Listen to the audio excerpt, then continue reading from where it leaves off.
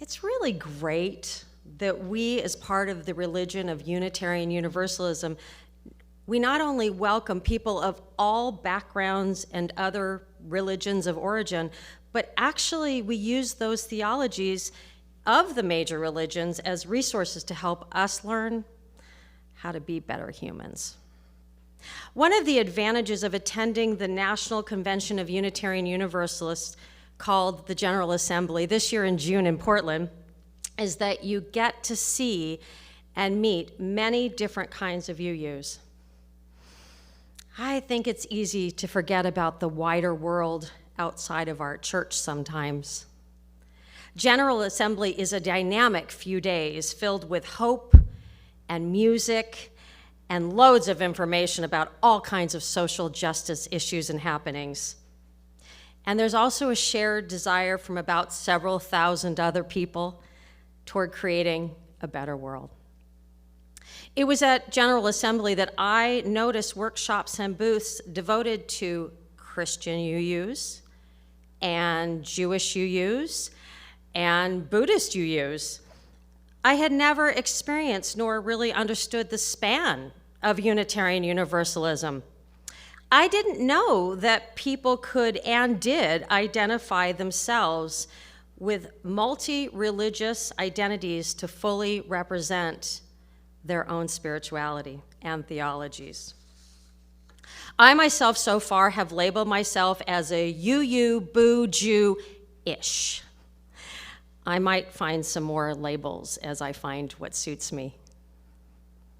Today, we're exploring Hindu teachings, specifically the Bhagavad Gita. Now, I practice that word a lot, so I'm going to try to keep getting it really clear, Bhagavad Gita.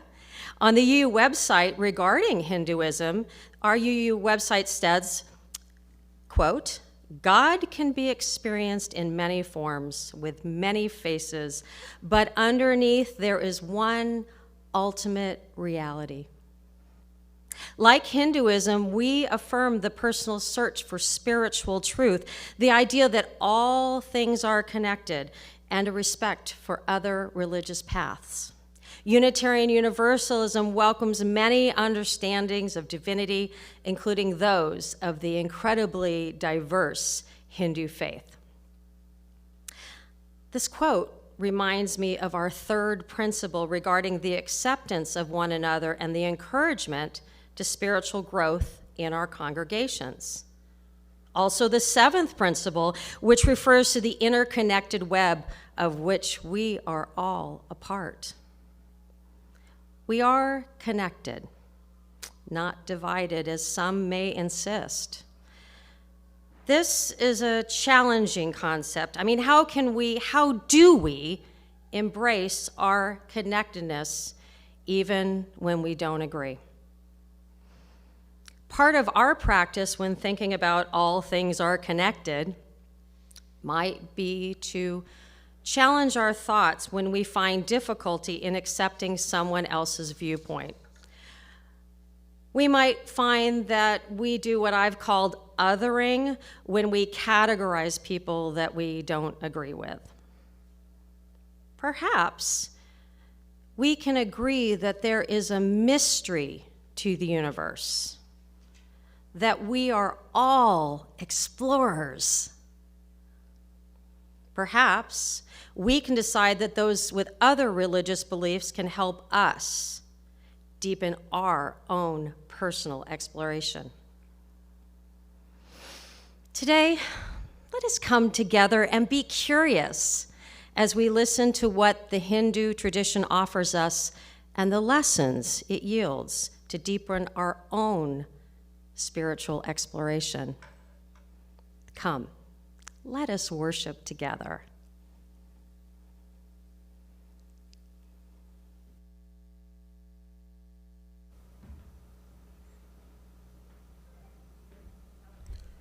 Good morning, salam, I wish peace to you, and namaste.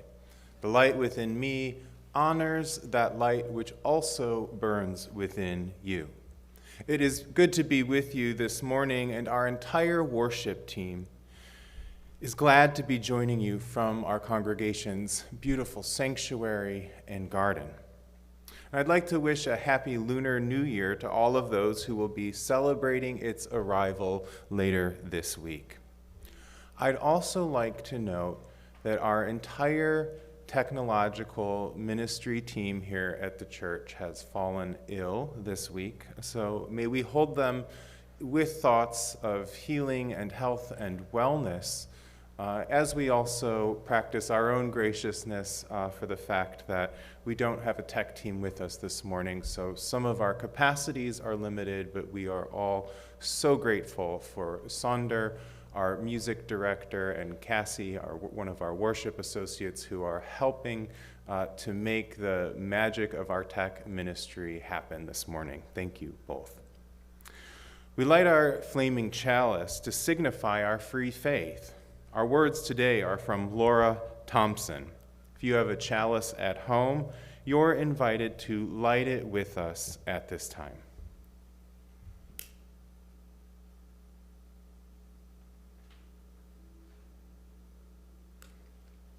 Across the distance, the light from within me shines, sending love to all. Across the distance, your light is fuel that warms me and helps to keep my own light burning.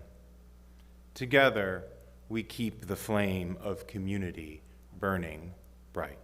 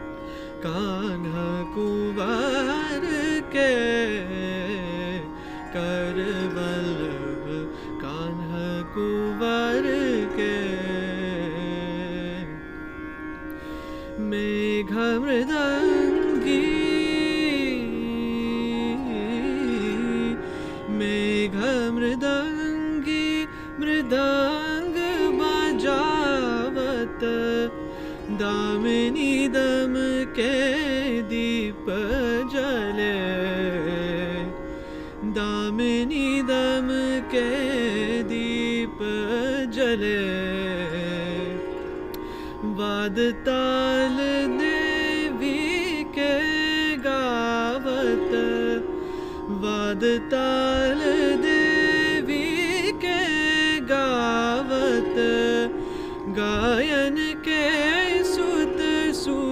भरे गायन के सुत सूरज भरे कान्हा कुंवर के कान्हा कुंवर के कर वल्लभ पर कान्हा कुंवर के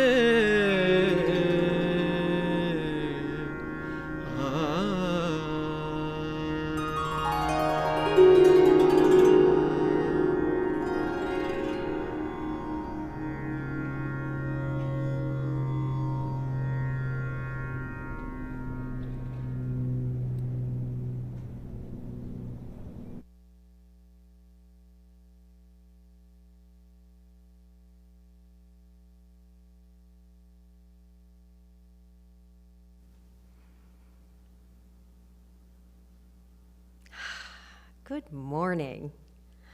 Thank you to our guest musician, Rohan Romanan, for that just beautiful, beautiful morning sound to bring us into worship today.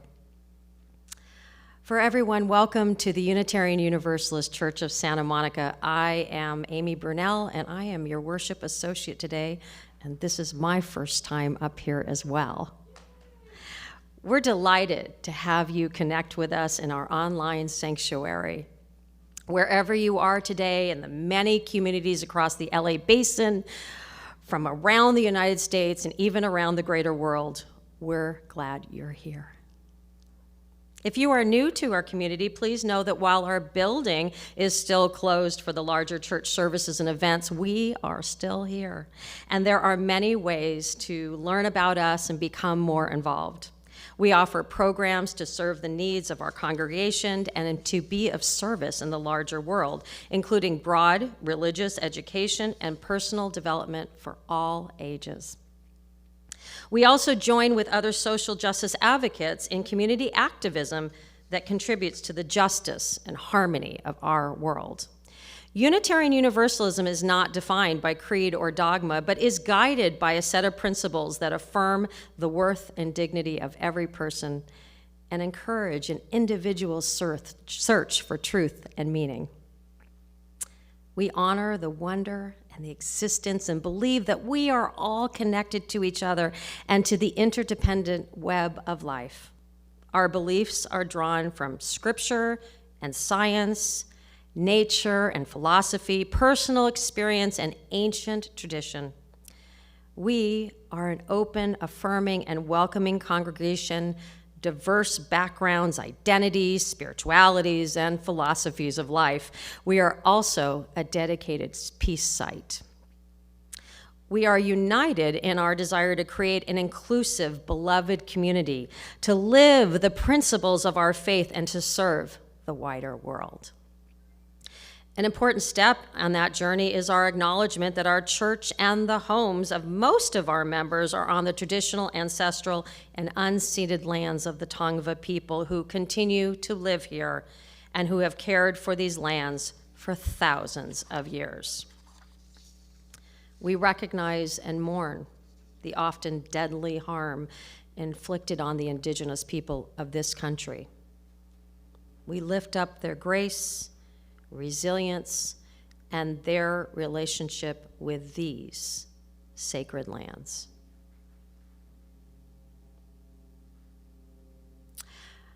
Detailed announcements are published in a weekly email on Thursdays. News is also available in our online newsletter at news.uusm.org. Our website at uusm.org is also a rich source of information about our church and upcoming programs. Find our website and check out all the wonderful opportunities to explore interests, build community, and develop your spirituality.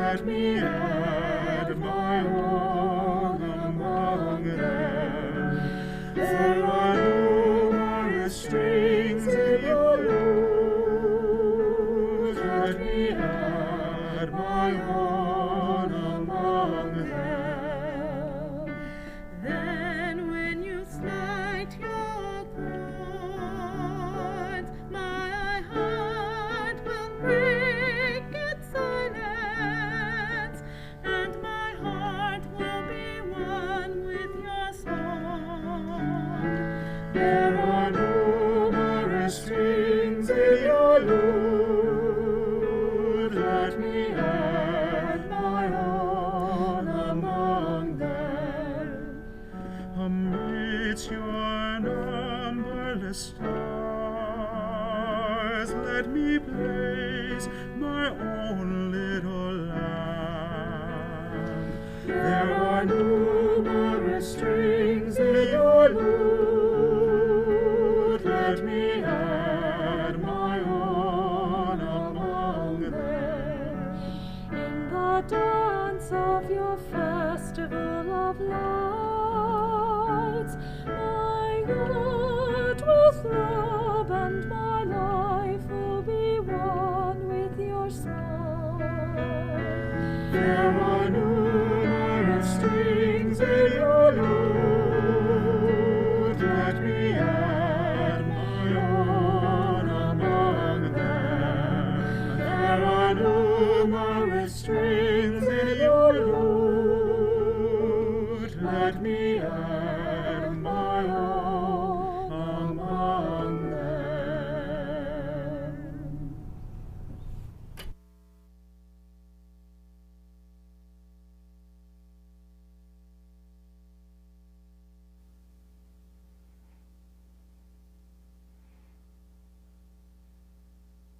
Won't you join me now in our church covenant as we say it together?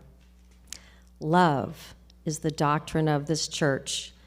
The quest for truth is its sacrament, and service is its prayer. To dwell together in peace, to seek knowledge in freedom, to serve humankind in fellowship. Thus do we covenant together.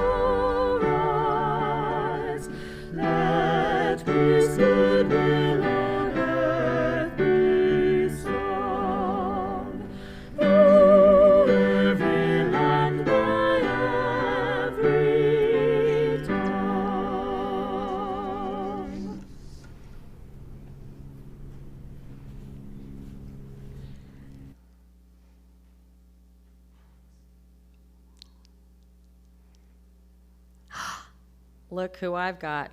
Yui. Although we did get a variety of names thus far. We got Eunice and Unity and a lot of other wonderful, interesting names. So keep bringing them in and we'll think about this. But I kind of like Yui. Hey, everyone. I heard that there is a very special birthday today. So he doesn't know me yet. I know his parents really well, but I heard that my new friend Alex has a birthday today. And Yui and I would like to say happy birthday, Alex, and we hope it's a great one. We're gonna put Yui right here so he can guide me in some way. But Yui, you're in my notes. Okay, how do we do that? There we go, okay. So I hope everybody's here to hear the story for all ages today. You know, us UUs, we're kind of cool because we think about different religions and cultures to teach us lessons on how to care for one another. There are many stories in the wide world that teach us how to love people better. There are stories that teach us how to be kind to animals. And there are even stories that ask us to consider, do trees have feelings? Today, we're thinking about a really big story called the Bhagavad Gita, which is an ancient story from a religion called Hindu. Many people consider themselves Hindu, like 900 million. That's 94% that live in India. you might want to look at a map this week and see where India actually is. The Bhagavad Gita is actually a really, really long poem, and they call it an epic poem because it just means like the biggest poem you've ever read or seen. Why are we talking about a Hindu poem at church? Because our UU resources call upon other stories and different ideas to help us understand how to be better people. Reverend Jeremiah is going to teach us today about some of the lessons we can learn from the practice of Hinduism. The poem, this really, really big poem, is actually a conversation between two people named Prince Aruna and Lord Krishna about how to go to war. This part was kind of hard for me. I didn't really get it. I mean, why would we look at books that talk about war? Us UUs are always interested in fairness and helping people. So what could this book teach us? Well, it turns out that this really big, epic poem teaches us how to have integrity. That means that if I say I'm going to do something, I do it. I don't say, I forgot, or yeah, I'll do it later. But instead, I hold fast to my promise to do the thing I said I would do. It also talks about discipline. Sometimes we think the word discipline is a bad word, but we think it means like getting into trouble or something like that. But what discipline actually means is that we decide to create habits like brushing our teeth or doing our chores or doing our homework as an everyday practice. We try to have the discipline to do our work without being reminded. Other lessons in the Bhagavad Gita are about telling the truth and being kind. Those are things that are actually in our 7 principles. In the second principle, some people interpret that principle as we believe all people should be treated fairly. So maybe this week, you'll think about some poems that you hear at school or that somebody has read to you, and you'll think about what that poem is teaching you to help you be your coolest self. This was really fun to hang out with you for a minute today. I hope you have a great week. See you soon.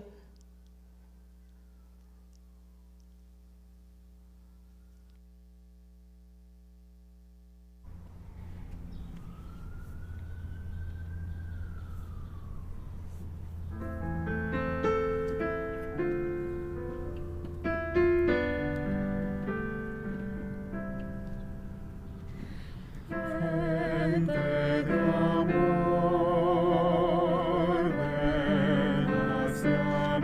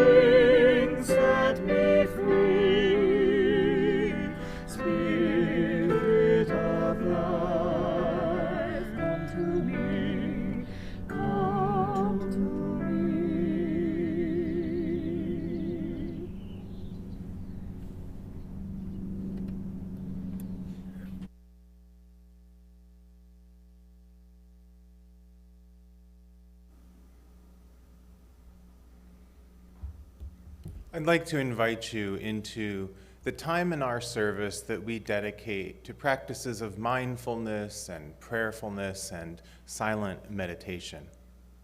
You're invited to center yourself in whatever way is most comfortable to you. Perhaps seated with your feet firmly planted on Mother Earth, your spine straight, and connecting deeply with the rhythm of your breathing and the beating of your heart. I will offer one of the holiest mantras of the Hindu tradition, the Gayatri mantra, in honor of our celebration today. Now, the Sanskrit can be roughly translated into English as so. Om, through the physical, mental, and spiritual realms, the divine sun is shining. May we meditate upon its light and cultivate it within our very being. I will chant this mantra 3 times, and you're invited to imagine this divine sun shining in the core of your being and through all of existence.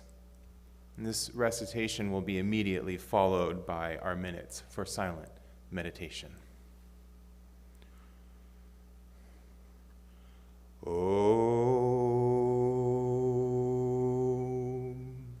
Bhurbhuva Svaha Tat Savitur Varenyam Bhargo Devasya Dhimahi Dhiyo Yo Na Prachodayata.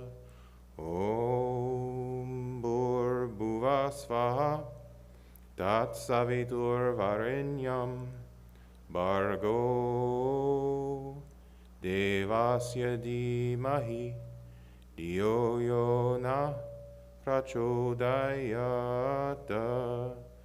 Om Bhurbhuva Svaha Tat Savitur Varenyam Bhargo Devasya Dhimahi Dhiyo Yo Na Prachodayata.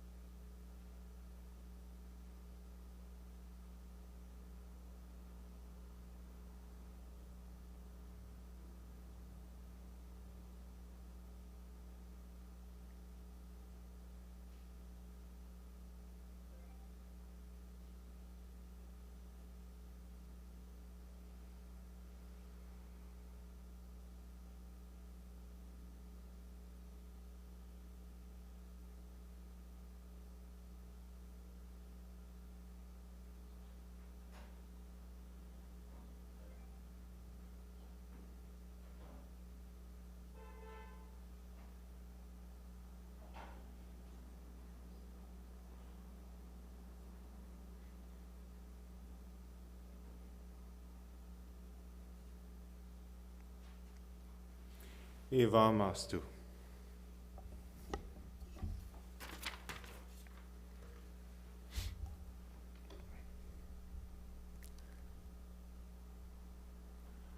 Our Unitarian Universalist tradition is a liberal faith that embraces religious wisdom from many sources.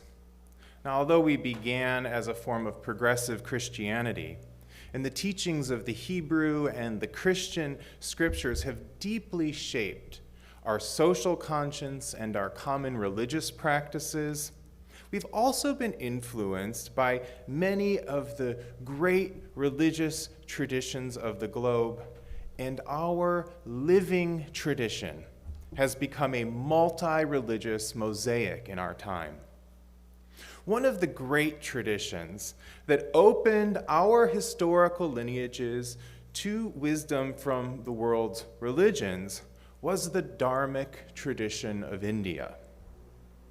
Hinduism's impact often goes unnoticed to all but those who study the evolution of our liberal faith and its eventual expansion beyond the doctrinal and theological claims of Christianity. Principal among the sacred texts of the Hindu tradition is the Song of the Divine, the Bhagavad Gita.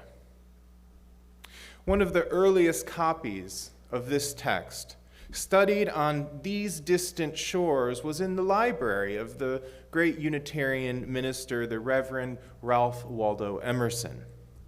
He wrote in 1845, "I owe a magnificent day to the Bhagavad Gita. It was the first of books. It was as if an empire spoke to us, nothing small or unworthy, but large, serene, consistent, the voice of an old intelligence which in another age and climate had pondered and thus disposed the same questions which exercise us today." His writings, like those of Henry David Thoreau and other leaders of the Transcendentalist movement, frequently reflected upon the teachings of the Gita. Thoreau even references the Gita in many of his most famous compositions. In Walden, for example, he writes, "In the morning I bathe my intellect in the stupendous and cosmogonal philosophy of the Bhagavad Gita, in comparison with which our modern world and its literature seem puny and trivial." Now, despite such accolades, many of us in our time are unfamiliar with this holy book, which deepened and expanded our liberal religious thought and continues to inspire the third largest religious tradition on this planet. Deepening our encounter with this sacred text can help our liberal tradition grow in its multiculturalism and expand our multi-religious embrace as we illumine our own lives with its wisdom. Now, the Gita is celebrated as one of the principal religious texts of the Hindu religion. Likely written sometime between the 5th and 2nd century BCE, it's situated as a part of the larger epic poem. This is actually the largest poem in the world, the Mahabharata, which tells the story of a great war that broke out between two groups of relatives. Arjuna, the warrior prince and renowned archer, is to lead the righteous side into battle. But he becomes paralyzed by the thought of going to war with his own relatives and friends. He prays to God in the form of Vishnu and is told that the divine will provide him either with divine armies to support his leadership, or the divine will provide him with counsel as he navigates the realities of war. Arjuna chooses the divine counsel, and Vishnu incarnates in the form of Krishna to serve as his charioteer and spiritual advisor. The Gita takes the form of a dialogue between Arjuna and Krishna before the fighting begins. Krishna tells Arjuna, "Whenever dharma, sacred duty and righteousness, decays and chaos prevails, then I create myself, Arjuna, to protect those of virtue and destroy those who do evil, to set the standard of sacred duty. I appear in age after age." So on one level, the Gita is struggling with the realities of war in ancient times. On another level, it is contemplating what it takes to restore society when it has fallen from righteousness and from justice. And on the deepest level, it is read as a metaphor for the soul in its struggle for spiritual liberation in the world. Now, Krishna is one of the most important faces of God in India, and the stories that developed around him are recorded in a multitude of sacred texts. The Bhagavad Gita is just one of the principal texts of this tradition. He's worshipped by the Vaishnava tradition of Hinduism. That's the tradition devoted to Vishnu and his 10 earthly incarnations. Krishna is the 8th incarnation. And there's the many texts about him. They cover his entire lifespan. He is the beloved and mischievous butter thief as a young child. He grows to become the supreme musician as a young person. You may have seen images of him playing his flute in the forest. In young adulthood, he is a shepherd and the supreme lover who seduces all of the milkmaids who leave their husbands for illicit affairs with their divine lover. In his old age, he retires to the mountains, absorbed in the divine presence.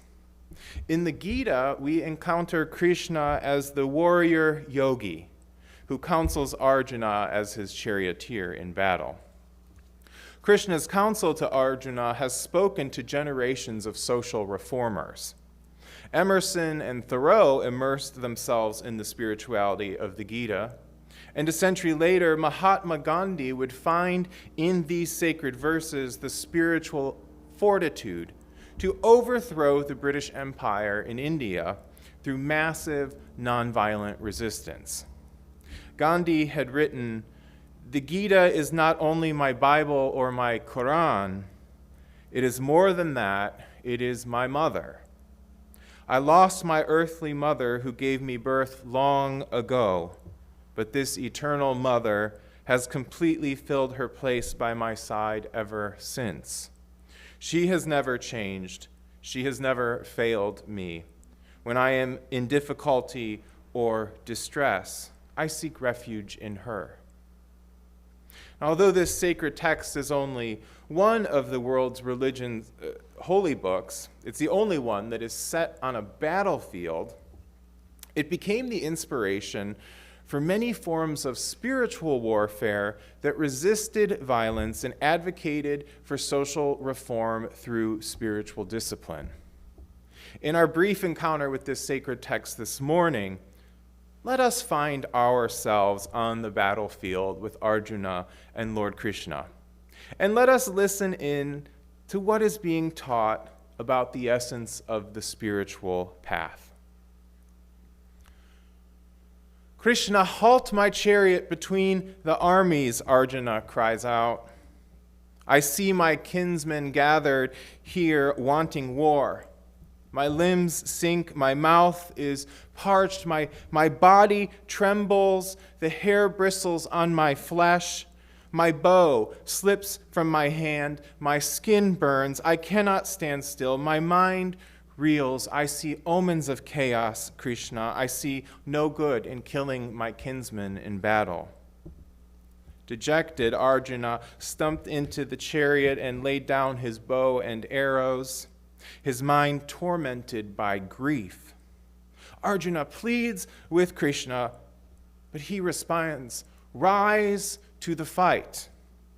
You grieve for those beyond grief, and you speak words of insight, but learned ones do not grieve for the living or the dead. Never have I not existed, nor you, nor these kinds, and never in the future shall we cease to exist. He who thinks this self is a killer and who thinks it is killed both fail to understand. The self does not kill, nor is it killed. It is not born, it does not die. Having been, it will never not be. Unborn, enduring, constant, and primordial, it is not killed when the body is killed."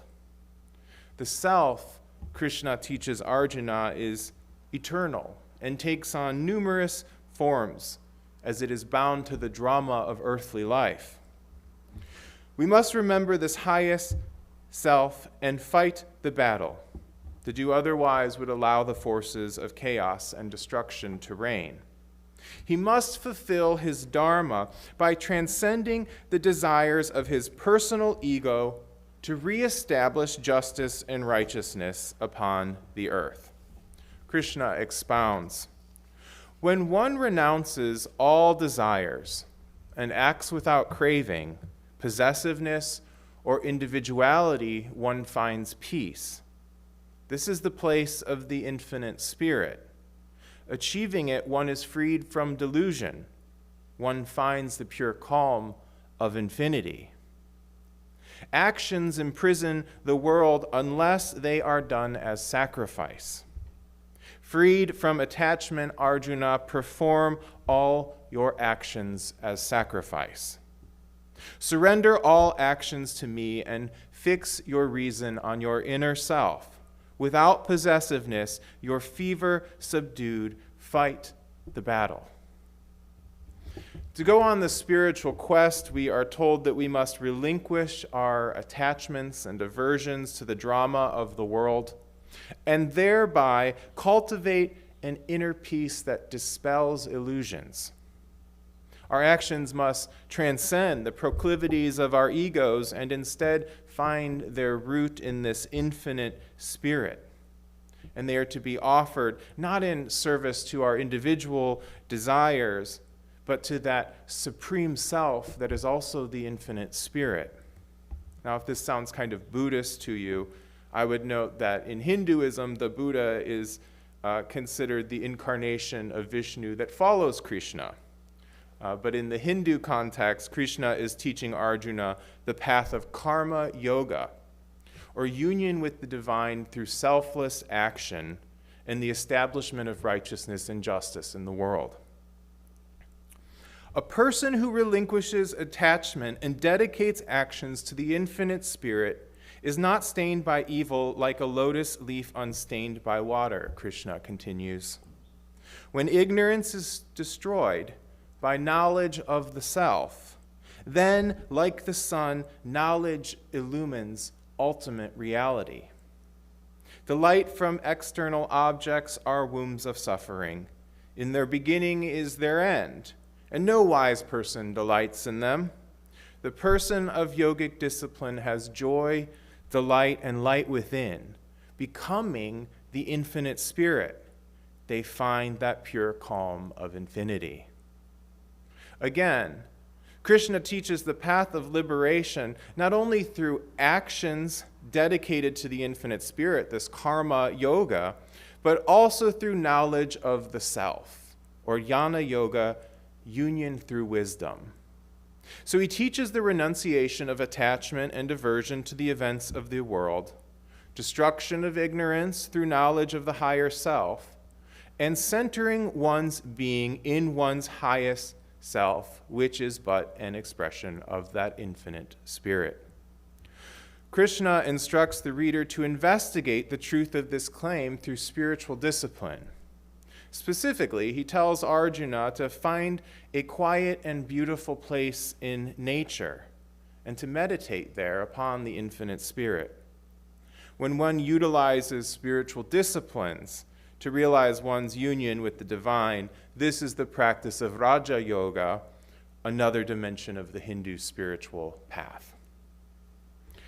Now, Krishna goes a step further than the primary yogas of that time, which included the karma yoga, the selfless action, jnana yoga, the dispelling ignorance with knowledge of the self, and Raja Yoga, which utilizes spiritual disciplines, and offers that all of these means of union with this infinite spirit can be synthesized through the practice of loving devotion, or bhakti yoga. Krishna continues, the self tranquil, fear dispelled, let one sit with discipline, thoughts fixed on me, intent on realizing me. One who sees me everywhere and sees everything in me will not be lost to me, and I will not be lost to them. I exist in all creatures. So the one of yogic discipline devoted to me grasps the oneness of life. Wherever that one is, they are in me. Know that my brilliance, flaming in the sun, the moon, and fire, illumines the whole universe. I am the universal fire within the body of living beings. My nature has 8 aspects: earth, water, fire, wind, space, mind, understanding, and individuality.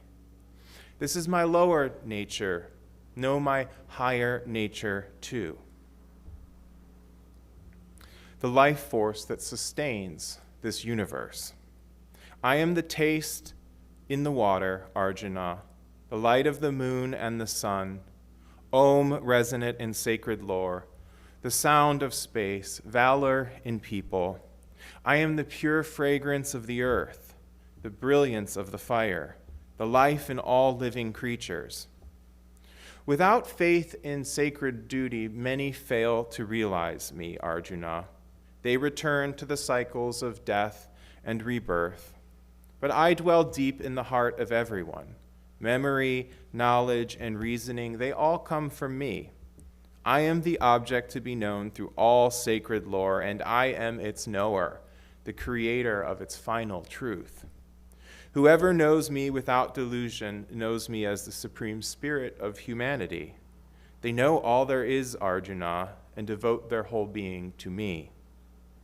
Arjuna, I have thus taught this most secret tradition. Realizing it, one has wisdom and has fulfilled their life's purpose. Krishna concludes with this teaching of bhakti yoga, or union with the divine through devotion that finds that infinite spirit pervading oneself and all of existence.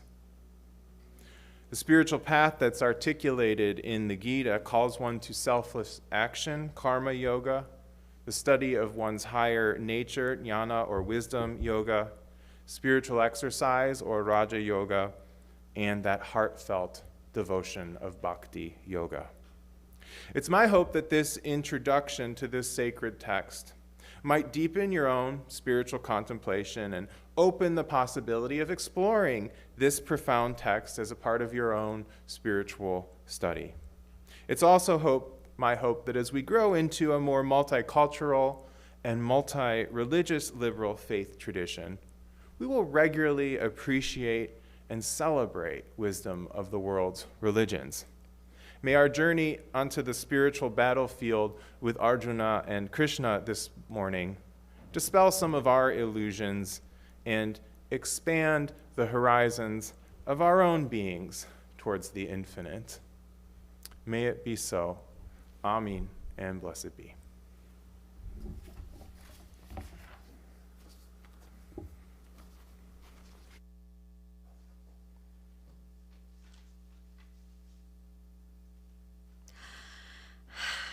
Thank you, Reverend Jeremiah. That was amazing. And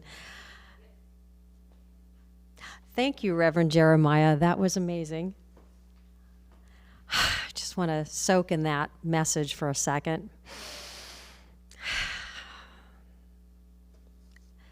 We come together for more than ourselves. This month, we share 50% of our offering with the YWCA Los Angeles. Founded in 1894, the YWCA Greater Los Angeles is a women's membership movement built on the mission of eliminating racism and empowering women. They touch over 100,000 individuals annually through various programs that include affordable childcare, after-school youth programs, economic empowerment, job training, and housing. Sexual assault crisis services are also offered. Additionally, they address racial justice and public policy, which are intertwined through all aspects of their programs and service areas. They care for our communities, women, and their families. Today, you also have an opportunity to give to the Spirit Level Foundation. Last year, we received a grant from the Spirit Level Foundation to cover the costs of enhancing our sanctuary's technological infrastructure and hiring someone to help with the live streaming. Well, we want to add to that, as today has shown us. The foundation will match our fundraising dollar for up to $10,000 to cover these new expenses. We hope that you will contribute to these critical funds and help us expand in the ways that we teach and serve our congregation and the greater communities. There are many ways to give through our website, UUSM.org, by clicking the Make a Donation button or by scanning the QR code on your screen with your smartphone.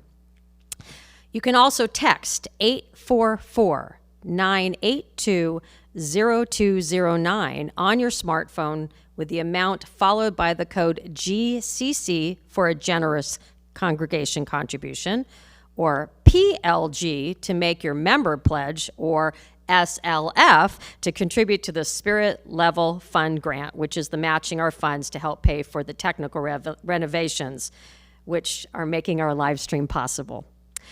You can also still make out a check to the church for any of these fundraising goals.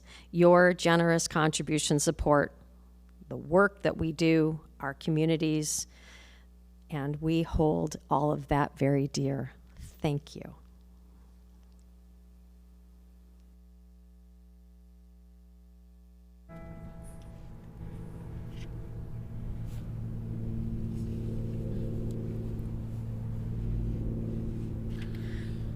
Tarakita dum tarakita num tarakita takadimi takada tarakita dum tarakita num tarakita takadimi takada tarakita dum tarakita num tarakita takadimi takada tarakita dum tarakita num tarakita takadimi takadimi tarakita dum tarakita num tarakita takadimi takada tarakita dum tarakita num tarakita takadimi takada tarakita dum tarakita num tarakita takadimi takada tarakita dum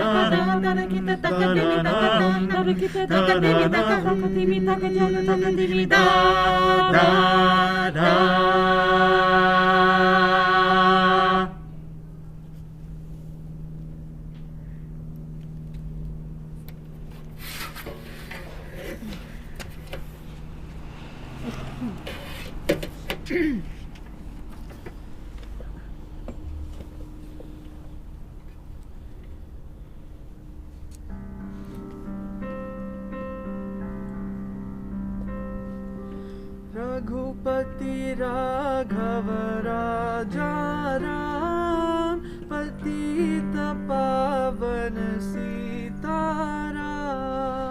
Raghupati Raghav राजा राम पतित पावन सीताराम रघुपति राघव राजा राम पतित पावन सीताराम रघुपति राघव राजा राम पतित पावन सीताराम सीताराम जय सीताराम पतित पावन सीताराम सीताराम जय सीताराम पतित पावन Sitaram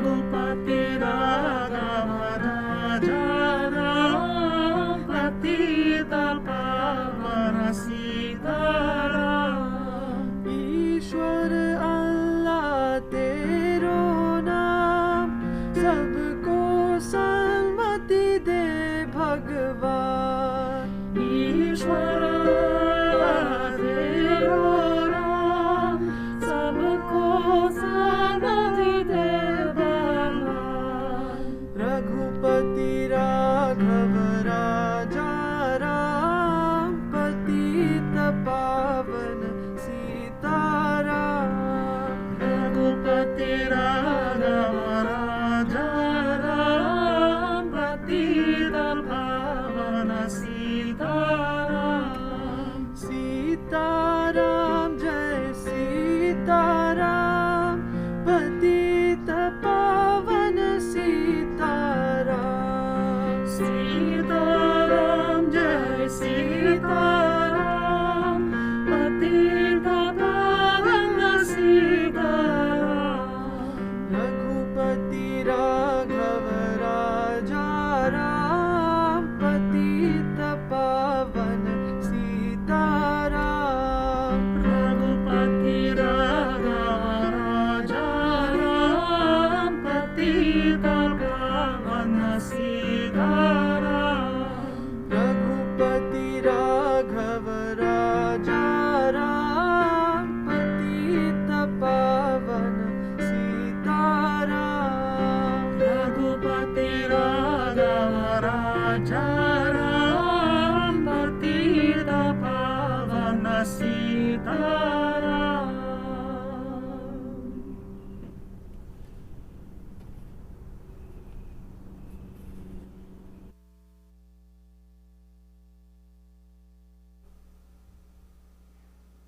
What a lovely piece from the Vaishnava tradition, and as I had mentioned, the Gita being Mahatma Gandhi's favorite book, the beautiful song that we just listened to was his favorite hymn.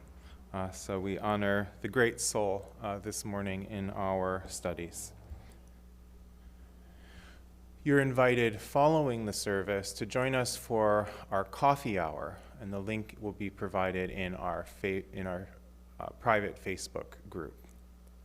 Now may you go in peace, may you hold fast to that which is good, may you return to no person evil for evil, but strengthen the faint of heart, support the weak, help the afflicted, honor all beings. May you go into this day and be blessed, and may you be a blessing. Amen.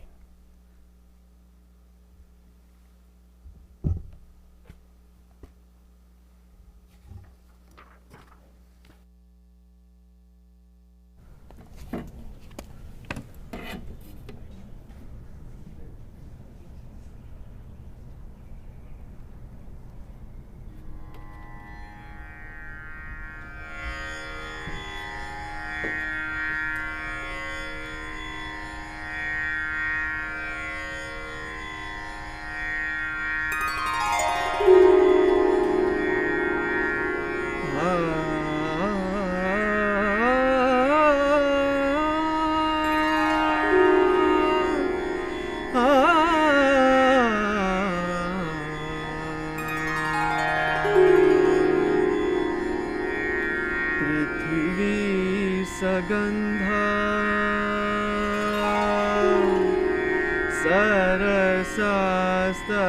सरसास्तथापः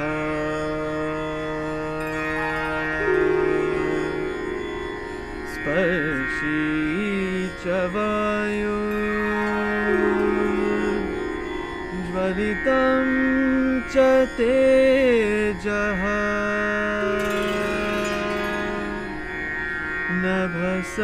नभसशब्दं महता सहैव